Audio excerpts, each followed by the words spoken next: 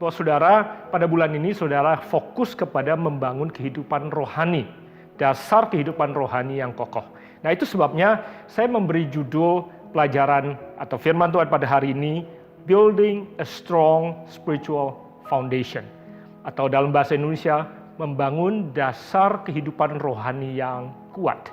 Nah ada 4 kata kunci dalam bahasa Inggris yang saya ingin pakai sebagai acuan untuk mempelajari atau fokus kepada apa yang saya yakini Tuhan ingin sampaikan kepada kita semua. Saya mulai dari belakang. Kata yang terakhir tadi saya sebut adalah foundation, dasar.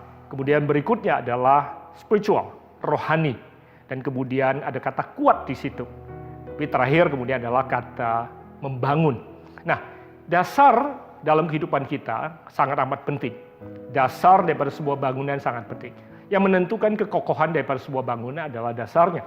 Yang menentukan dasar daripada kehidupan seseorang atau kekokohan dalam kehidupan seseorang. Kekuatan pernikahan, kekuatan karir, kekuatan kehidupan ditentukan oleh dasar yang terbangun. Sebagaimana bangunan yang Yesus analogikan di dalam Matius pasal ke-7. Pada saat ombak atau badai datang, atau bahkan banjir datang dalam kehidupan orang itu, kemudian bangunan itu hancur berantakan. Tapi sebaliknya, orang yang punya dasar kehidupan yang kokoh, walaupun ada banjir datang atau badai datang sekalipun, namun bangunan tersebut bisa tetap kokoh berdiri. Seringkali kita analogikan badai itu adalah tantangan atau masalah yang datang dalam kehidupan kita. Tapi di sisi yang lain, banjir seringkali kita terjemahkan, tafsirkan sebagai berkat yang datang di dalam kehidupan kita. Jadi untuk menentukan dan melihat apakah kehidupan seseorang itu kokoh apa tidak, kita tidak bisa hanya sekedar melihat bentuk dan indahnya bangunan kehidupan seseorang. Sampai pada saatnya di mana kehidupan pribadi tersebut diperhadapkan kepada masalah dan tantangan, atau diperhadapkan kepada berkat yang datang dalam kehidupan pribadi tersebut. Nah itu sebabnya hari ini saya berharap bahwa apa yang kita akan pelajari akan menolong saudara bukan hanya memperkokoh dasar yang saudara bangun, tetapi juga kemudian membuat saudara membangunnya semakin kokoh sehingga sudah siap menerima semua yang Tuhan percayakan dan Tuhan ingin percayakan untuk saudara kelola di dalam kehidupan. Dasar, kita akan bicara tentang bagaimana membangun dasar. Kemudian bicara soal rohani. Yang kita bicarakan di sini bukanlah membangun dasar kehidupan jasmani, bagaimana mengejar keberhasilan, mengejar berkat yang datang daripada Tuhan. Tapi kita bicara soal dasar-dasar rohani dalam kehidupan kita. Nah, apabila kita ingin melihat kerohanian seseorang, yang kita lihat bukanlah apa yang tampak di luar, tetapi apa yang menjadi buah yang dihasilkan dari kehidupannya. Galatia pasal ke-5 ayat ke-22 dan 23 memberikan kepada kita rahasia tentang buah-buah roh yang bisa menunjukkan kedewasaan dan kerohanian di dalam kehidupan seseorang. Kita sebagai orang percaya seringkali takjub dengan karunia, karisma, talenta yang ada dalam kehidupan seseorang. Tetapi yang akan menunjukkan kekuatan dasar maupun kedewasaan rohani dalam kehidupan seseorang adalah buah yang dia hasilkan di dalam kehidupannya. Jadi apa saja yang Alkitab sebut sebagai buah roh yang bisa menunjukkan kedewasaan dan kerohanian atau kematangan rohani dalam kehidupan seseorang. Alkitab katakan ada kasih, ada sukacita, damai sejahtera, kesabaran, kemurahan, kebaikan, kesetiaan, kelemah lembutan, dan penguasaan diri. Nah, apabila kita ingin tahu seberapa jauh dasar kerohanian seseorang itu kuat, kita harus mengujinya dari buah-buah yang Alkitab baru saja kita tunjukkan. Namun, ada beberapa hal yang sangat menarik yang saya ingin bagikan kepada saudara. Kita tidak akan tahu seberapa jauh seseorang dengan tulus mengasihi sampai cinta kasih pribadi tersebut diuji. Alkitab bahkan katakan apabila dia mampu mengasihi orang yang menyakiti dia, disitulah dia menunjukkan kasih yang tidak bersyarat. Demikian juga dengan sukacita. Akan mudah sekali kita bersukacita pada saat keadaan baik-baik saja. Kematangan dan kedewasaan rohani seseorang ditunjukkan dan akan ditunjukkan pada saat mampukah pribadi tersebut tetap bersukacita walaupun ada berita buruk yang datang dalam kehidupannya. Pada saat dia sedang menghadapi tantangan dan kesulitan, mampukah sukacita yang datang dari Roh Kudus yang ada dalam dia mengalir keluar? Disitulah letak pada saat seseorang bisa menunjukkan kedewasaan rohaninya. Saya mengenal seseorang yang sedang bergumul menghadapi kanker stadium terakhir. Tapi pada saat setiap kali saya melihat dia, saya bisa melihat ada sukacita yang mengalir dari dalam hati yang paling dalam. Dan ada damai yang menguasai hati dan pikiran dia. Semua orang yang mengenal dia bertanya-tanya, Dari manakah dia mendapatkan kekuatan yang seperti itu? Dan tentunya kita bisa menelusuri kekuatan itu datang karena Roh Kudus yang ada di dalam dia. Demikian juga dengan kesabaran. Mudah untuk sabar pada saat keadaan baik-baik saja. Kekuatan kesabaran kita diuji pada saat kita betul-betul ditantang, sedang menantikan sesuatu yang kita harapkan dan kita inginkan. Kemurahan, kebaikan, apakah kita baik dengan orang yang baik kepada kita sajakah? Kesetiaan akan mudah kita praktekkan pada saat kita menerima semua upah yang kita inginkan. Akankah kita tetap setia pada saat kita sedang dikhianati, pada saat kita sedang disakiti, pada saat kita sedang direndahkan, pada saat kita sedang diabaikan? Akankah kita tetap mengambil keputusan untuk tetap setia? Demikian juga dengan kelemah lembutan dan penguasaan diri. Semua buah-buah roh itu hanya akan terbukti dan bisa diukur kematangannya pada saat kita sedang diperhadapkan dengan tantangan maupun ujian. Dua kata kunci berikutnya adalah membangun yang kuat. Kuat tidak datang dengan tiba-tiba. Kuat adalah sesuatu yang kita bangun dengan perlahan-lahan setiap hari. Nah, kita akan belajar nanti sebentar lagi apa saja yang kita perlu lakukan untuk bisa membangun dasar kerohanian yang kuat. Nah, kata kunci yang terakhir adalah membangun. Sudah tahu kata membangun adalah sebuah kata kerja. Artinya, kita harus bekerja untuk bisa mendapatkannya. Bukan sesuatu yang kita terima. Karunia adalah hadiah yang datang daripada Tuhan. Tetapi untuk membangun kedewasaan dan kematangan rohani adalah sesuatu yang harus kita bangun dalam kehidupan kita. Nah, itu sebabnya kata kerjanya adalah membangun. Nah, membangun adalah sebuah keputusan yang harus kita buat dalam kehidupan kita sehingga apa yang kita inginkan dapat terbangun. Nah, Yesus berkata, "Demikianlah hendaknya terangmu bercahaya di depan orang, supaya mereka melihat perbuatanmu yang baik dan memuliakan Bapamu yang di surga." Dasar kerohanian yang kita bangun yang kemudian akan menentukan apakah dunia dapat mengenali Bapa di surga yang ada dalam diri kita atau tidak. Sehingga dunia dapat mengenal dan memuliakan Bapa di surga yang bisa terlihat melalui kehidupan kita semua. Jadi pertanyaannya adalah bagaimana kita membangun dasar kerohanian yang kokoh. How to build a strong spiritual foundation. Nah, mari kita mulai. Saya mengutip satu ayat yang Yesus ajarkan di Matius pasal yang ke-22, ayat yang ke-37 yang berbunyi seperti ini. Jawab Yesus kepadanya, "Kasihilah Tuhan Allahmu dengan segenap hatimu, dan dengan segenap jiwamu, dan dengan segenap akal budimu. Itulah hukum yang terutama dan yang pertama." Nah, langkah pertama dan pelajaran pertama yang harus kita pelajari apabila kita ingin membangun dasar kerohanian yang kokoh terdapat di dalam ayat yang baru saja saya kutip. Pada saat Yesus ditanya oleh orang-orang ahli Taurat tentang hukum yang terutama, dia berkata, "Kasihilah Tuhan Allahmu dengan segenap hatimu, dengan segenap jiwamu, dan dengan segenap akal budimu." Kata kunci di sini adalah segenap. Terjemahan bahasa Inggris berkata, "Love God with all your heart, with all your soul, and with all your mind." All. Kata kuncinya adalah semua. Nah, kerohanian kita, kekristenan kita, hanya bisa dibangun apabila kita dengan segenap hati menyerahkan kehidupan kita kepada Tuhan. Kekristenan adalah sesuatu yang kita bangun karena relasi dan hubungan kita dengan Tuhan Yesus. Kekristenan bukan agama yang penuh dengan kewajiban saja. Betul, ada banyak sekali janji-janji yang bersyarat karena kita melakukan apa yang harus kita lakukan. Tetapi kehidupan kita, dasar kerohanian kita akan terbangun bukan hanya karena kontraktual atau kewajiban-kewajiban yang kita penuhi saja. Ada banyak sekali orang-orang yang agamawi, hanya memenuhi kewajiban agamawi mereka, tetapi tidak punya hubungan pribadi dengan Tuhan. Itu sebabnya pada saat ahli Taurat bertanya kepada Yesus, "Guru, hukum yang mana yang terutama?"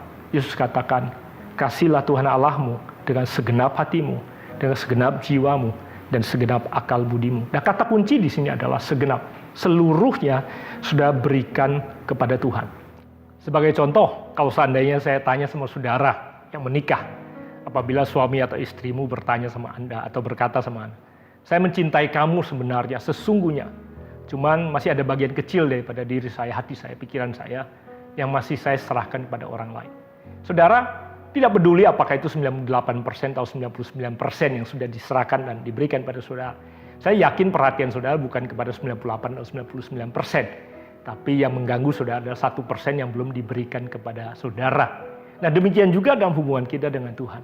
Yang Tuhan inginkan adalah pada saat kita segenap hati mengasihi Dia, mengikuti Dia, percaya kepadanya, menyerahkan seluruh kehidupan kita ada di dalam tangannya.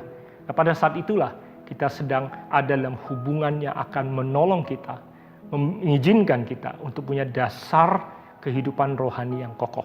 Jadi yang pertama, we have to give it all. Kalau ada di antara saudara yang masih sampai saat ini ada satu dan lain hal yang sudah tahan di hadapan Tuhan, yang belum saudara rela serahkan sepenuhnya kepada Tuhan, saya menantang saudara untuk datang pada Dia, to give it all to Him.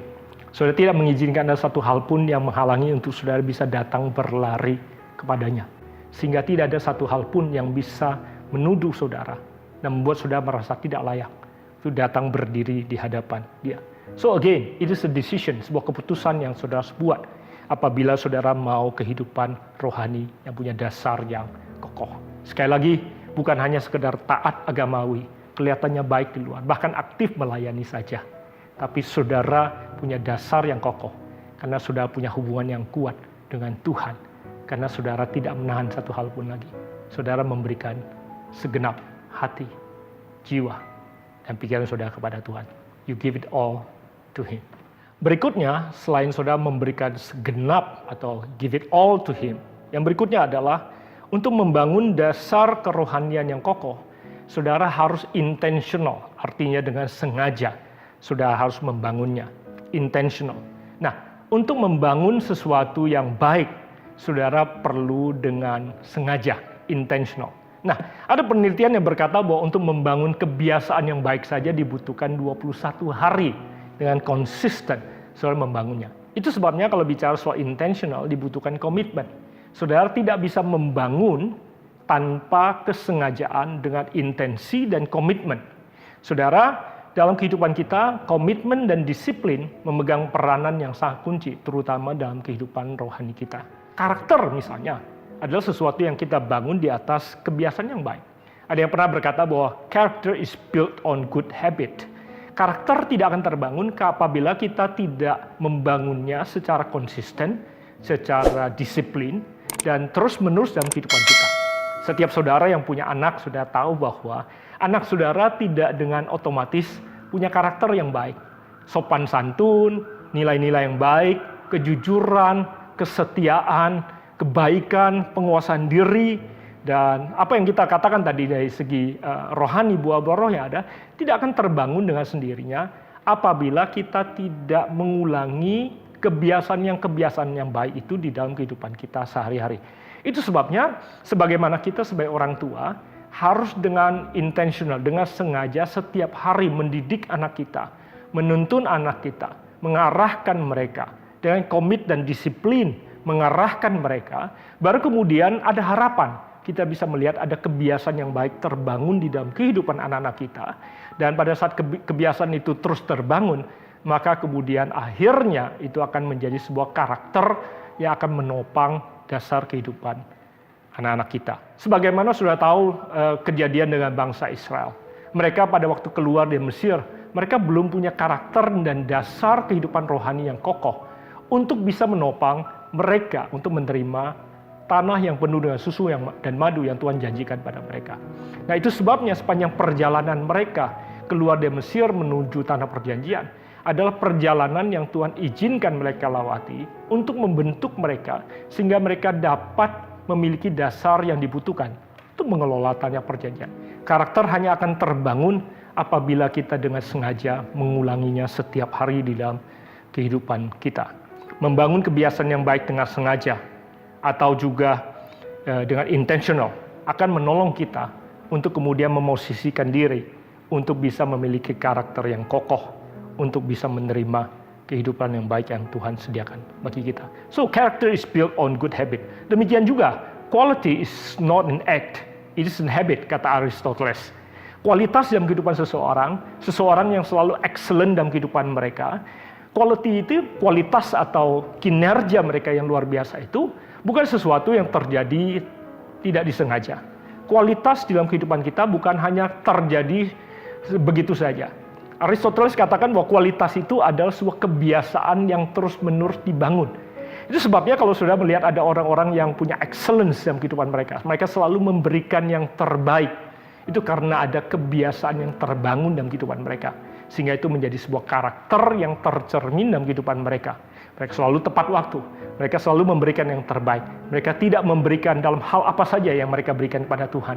Juga asal-asalan. Pelayanan mereka, janji mereka, persembahan mereka, pengorbanan mereka. Mereka selalu memberikan yang terbaik kepada Tuhan. Nah, kualitas adalah kebiasaan yang terbangun di dalam kehidupan kita. Ada seorang yang bernama Vince Lombardi juga katakan seperti ini. Winning is a habit. Unfortunately, so is losing. Vince katakan bahwa menang itu pun sebuah kebiasaan. Demikian juga kalah. Nah, kalau saudara tidak melatih diri untuk tidak gampang menyerah, maka saudara akan membangun kebiasaan yang baik. Yang kemudian akan menjadikan saudara seseorang punya karakter yang baik. Sehingga saudara tidak menjadi orang yang gampang menggerutu, gampang menyerah, dan gampang menyalahkan orang lain. Sebaliknya, apabila saudara tidak membangun kebiasaan yang baik untuk saudara menaklukkan tantangan dalam kehidupan, maka saudara akan menjadi cenderung orang yang gampang menyerah dan menyalahkan keadaan. Saya berharap saudara menyadari bahwa saudara apabila saudara ingin punya kehidupan yang baik, dasar yang kokoh, saudara perlu membangunnya dengan sengaja. Setelah memberikan segala-galanya, segenap hati kepada Tuhan, membangun dasar kehidupan, karakter dengan sengaja, intentionally. Yang terakhir, saudara, kata kunci yang terakhir saya ingin berikan pada saudara adalah daily, setiap hari. Saudara yang pernah mendengarkan saya di masa yang lampau, saudara tahu saya pernah berkhotbah tentang judul khotbah daily. Dahsyatnya kehidupan kita yang dilakukan dibangun setiap hari. Yesus mengajarkan pada kita untuk minta makanan secukupnya pada hari ini. Give us today our daily bread. Saya pernah katakan begini, what has to be done daily has to be done daily. Apa yang harus kita lakukan setiap hari, harus dilakukan setiap hari dan tidak bisa dilakukan hanya sekali-kali saja. Nah, itu sebabnya apa yang perlu kita lakukan setiap hari, daily dalam kehidupan kita, supaya ada dasar kerohanian yang kokoh yang terbangun di dalam kehidupan kita. Ada 3 kata kunci di dalam konteks daily yang kita akan pelajari kalau saudara mencatat. Yang pertama adalah apa yang saudara makan setiap hari. Atau dengan kata lain, apa yang saudara masukkan ke dalam kehidupan saudara. Sebagaimana makanan kita secara jasmani, setiap hari yang akan menentukan kekuatan dan kesehatan jasmani kita. Demikian juga apa yang saudara masukkan ke dalam pikiran dan hati saudara, apa yang saudara lihat, apa yang saudara dengarkan, apa yang saudara proses di dalam hati dan pikiran saudara. Setiap hari yang akan menentukan kesehatan mental saudara, demikian juga dengan rohani saudara. Apa yang saudara asupan atau apa yang saudara makan secara rohani setiap hari, yang akan menentukan kekuatan rohani saudara. Apakah saudara makan dan membaca firman Tuhan setiap hari dalam kehidupan saudara? Sekali lagi, untuk memakan firman Tuhan atau membaca firman Tuhan, memberi makan rohani saudara, harus terjadi setiap hari. Tidak bisa hanya sekali-kali. Saya tahu bahwa saudara 3 kali 1 sama dengan 1 kali 3 secara matematika. Tetapi saya tahu secara jasmani, apabila kita makan 3 kali 1 piring, itu berbeda dengan sekaligus makan 3 piring. Karena 1 kali makan 3 piring untuk 1 hari tidak akan memberikan kesehatan pada jasmani kita. Demikian juga dengan rohani kita. Apa yang saudara perlu berikan makan pada rohani saudara setiap hari harus terjadi setiap hari. Saudara tidak bisa akumulasi kemudian 1 minggu, baru saudara kemudian dengarkan firman Tuhan di hari Minggu saja. Jadi apa yang saudara masukkan ke dalam kehidupan rohani saudara, yang akan menentukan dasar dan kekuatan rohani saudara. Apabila saudara punya segenap hati, hidup dengan Tuhan, dan setiap hari saudara mengizinkan firman yang menguasai saudara, pikiran saudara, siang dan malam, saya percaya kehidupan saudara akan sehat. Karena kekhawatiran, ketakutan, kecemasan tidak akan punya tempat di dalam hati dan pikiran yang penuh dengan firman dan penyerahan kepada Tuhan. Apa yang saya katakan pada saudara, bukan hanya saya khotbahkan pada saudara, harus saya praktekkan dalam kehidupan saya setiap hari juga. Karena apa yang saya lihat, apa yang saya dengar, berita yang saya terima, yang akan menentukan bagaimana saya bisa menikmati dan bisa menerima damai sejahtera dan sukacita yang ada dalam diri saya. Saya juga sama seperti saudara menerima berita buruk dalam kehidupan. Sama seperti saudara juga menghadapi tantangan dalam kehidupan. Pertanyaannya adalah apakah kita mengizinkan apa yang kita dengarkan, apa yang kita lihat itu mempengaruhi seluruh keberadaan kita. Atau kita mengizinkan segenap hati kita dipenuhi oleh kehadiran Tuhan. Menyadari bahwa Tuhan mengasihi kita, memegang kehidupan kita. Sehingga damai itu penuh dalam hati dan pikiran kita. Sehingga khawatir, takut dan cemas tidak punya peluang dan tidak punya tempat dalam kehidupan kita. So, what do you eat? Apa yang saudara makan secara rohani? Yang kedua, bagaimana saudara itu tadi input. Nah, bagaimana saudara mengeluarkan kekuatan atau tenaga dalam kehidupan saudara? What would be the output? Ya, makan itu input. What would be the output atau workout? Jasmani kita tidak bisa cuma makan saja untuk sehat. Makanan yang sehat penting. Tapi kita juga perlu mengeluarkan tenaga atau workout dalam bahasanya. Perlu berolahraga, output. Harus ada yang kita keluarkan dari kehidupan kita. Output dalam kehidupan saudara bisa saja misalnya pada saat saudara sendiri perlu didoakan. Pada saat itulah saudara waktu yang paling tepat untuk saudara mendoakan orang lain. Pada saat saudara membutuhkan perhatian, pada saat itu adalah waktu yang paling tepat untuk saudara memberikan perhatian kepada orang lain. Nah, pada saat kehidupan rohani saudara, tidak hanya tentang bagaimana saudara menerima daripada Tuhan, tapi saudara memberi ruang untuk Tuhan menantang saudara, untuk memberikan kehidupan saudara kepada orang lain. Secara jasmani, biasanya beban output itu datang, workout itu datang pada saat kita diberi beban. Saya kira demikian juga dengan rohani. Pada saat Tuhan menaruh beban kehidupan orang lain ke dalam kehidupan saudara, pada saat itulah Tuhan percaya bahwa saudara punya kemampuan untuk bisa menjadi berkat bagi orang lain. Saudara makan yang sehat, tenaganya saudara pakai untuk saudara bekerja, untuk saudara menghasilkan kekuatan atau melakukan sesuatu. Tapi saudara tahu setiap pagi ada sesuatu yang tidak kita perlukan lagi dalam tubuh ini yang harus kita buang. Sampah yang tidak perlu ada di tubuh ini harus kita buang setiap hari. Nah, kehidupan yang sehat adalah pada saat saudara punya disposable atau saudara dispose, saudara membuang hal-hal yang tidak saudara perlukan dalam kehidupan saudara setiap hari. Ada banyak luka yang saudara lepaskan setiap hari. Ada pengampunan yang saudara lepaskan setiap hari. Ada banyak kekecewaan yang tidak perlu saudara simpan di dalam hati saudara. Ada banyak keamarahan, amarah, sakit hati, dan ada banyak kekhawatiran dan ketakutan yang tidak perlu saudara simpan di dalam hati dan pikiran saudara. Apabila saudara izinkan kekhawatiran, sakit hati, kekecewaan, tidak rela mengampuni, menguasai hati dan pikiran saudara, maka segenap hati yang saudara ingin serahkan pada Tuhan, tidak dapat saudara serahkan sepenuhnya kepada Tuhan. Dan Tuhan tidak dapat memenuhi hati dan pikiran saudara dengan damai sejahtera yang datang daripada Tuhan. Waktu Yesus mengajarkan pada kita untuk berdoa, dia berkata, Bapa ampunilah kami pada hari ini, sebagaimana kami juga mengampuni orang pada hari ini. Sebagaimana saudara perlu makan setiap hari, saudara perlu melepaskan atau melakukan apa yang saudara harus lakukan setiap hari supaya saudara sehat. Pengampunan, melepaskan kekhawatiran, melepaskan amarah, melepaskan kekecewaan, melepaskan sakit hati, harus saudara lakukan setiap hari.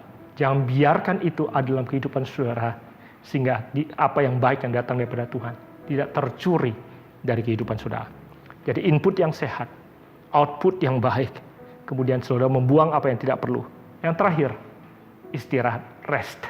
Dalam kehidupan kita secara jasmani, makan yang sehat, workout yang sehat, membuang sampah yang tidak perlu setiap hari. Kemudian ditutup dengan istirahat yang sehat setiap hari. Nah, saudara harus lakukan keempat hal ini secara rutin setiap hari. Gangguan dan masalah mulai akan datang pada saat apa yang harus terjadi dengan rutin setiap hari tidak terjadi dengan baik dan rutin setiap hari. Ada banyak gangguan kesehatan jasmani muncul pada saat kita tidak istirahat dengan baik, pada saat kita tidak makan dengan baik, pada saat kita tidak membuang dengan baik, pada saat kita tidak mengeluarkan kekuatan dan tenaga dalam kehidupan kita dengan baik.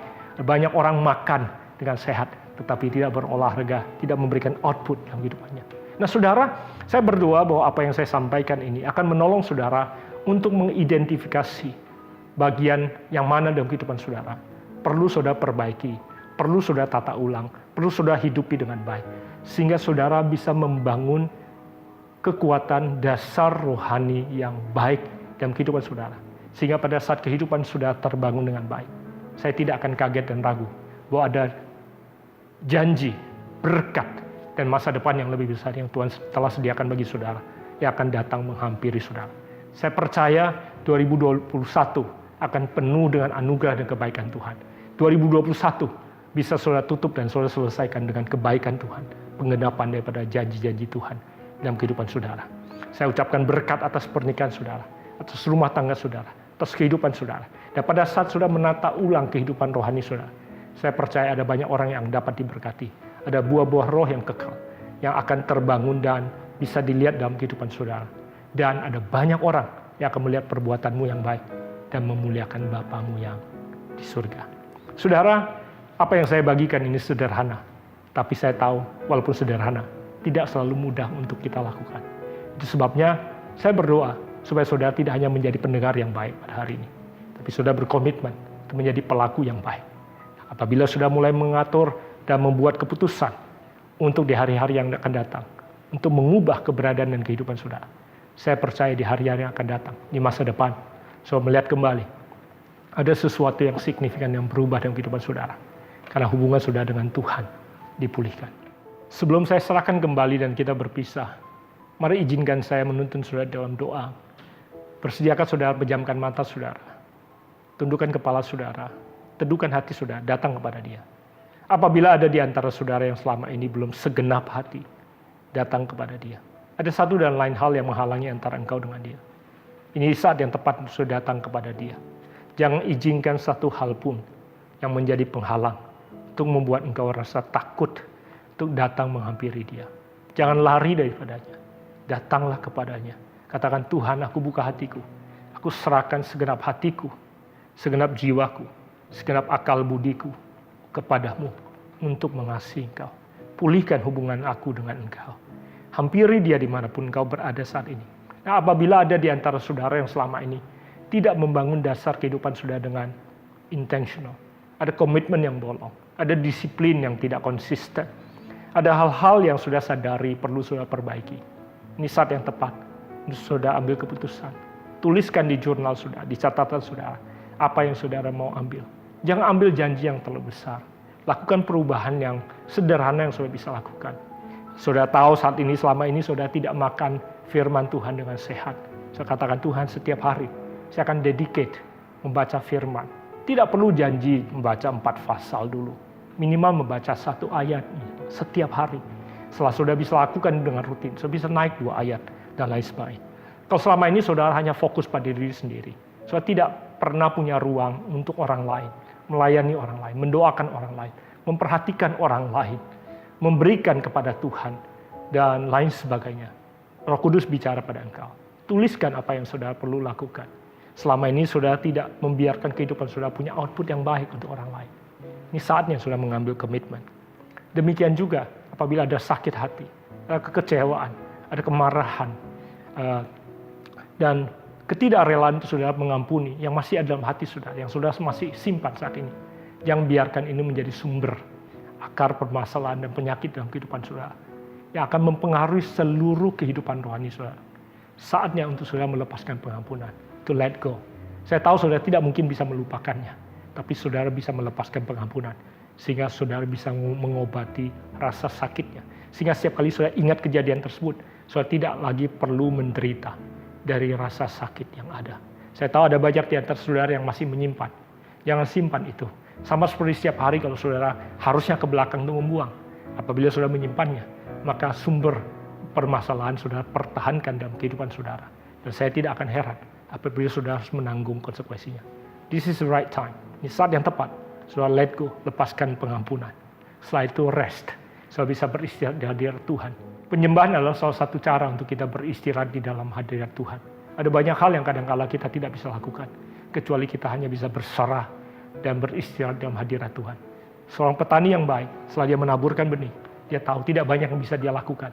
Setelah dia melakukan bagiannya, sisanya adalah penyerahan kepada Tuhan. Pada saat itulah dia beristirahat, dan Tuhan akan memberikan pertumbuhan di masa istirahatnya.